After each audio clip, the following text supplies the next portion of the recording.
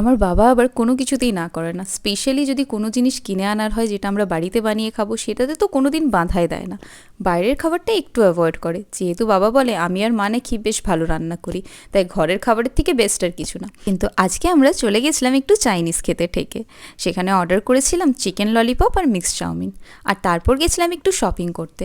বাবার শিডিউলটা কিছুদিন ধরে বিজি যাচ্ছিল, তাই আমাদের কেনাকাটা হচ্ছিল না। তাই আজকে গিয়ে মন ভরে কেনাকাটা করলাম। কেনাকাটা বলতে ওই সবজি বাজার, ফলের বাজার, কিছু ব্রেডস আর ওই টুকিটাকি জিনিস।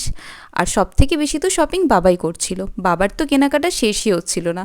সবজি আর ফল পুরো গাড়িটাই ভরে দিয়েছিল, তাও কিনে যাচ্ছিল। ইভেন কিছু বিদেশি ফলও কেনে। তা বাড়িতে নিয়ে আসার পরে গুগু সার্ভে করলো, আর তারপর আমরা সবাই মিলে সবজিগুলো গোছাতে স্টার্ট করে দিলাম। আমাদেরও বেশ দেখতে ভালোই লাগে ঘরে যখন ভরে ভরে সবজি, ফল এগুলো থাকে। দেখে মনে হচ্ছে না যেন কোনো অনুষ্ঠান বাড়ি আছে। আর ওদিকে গুগু তো বিজি ছিল শুধু আমার আদর খাবে বলে।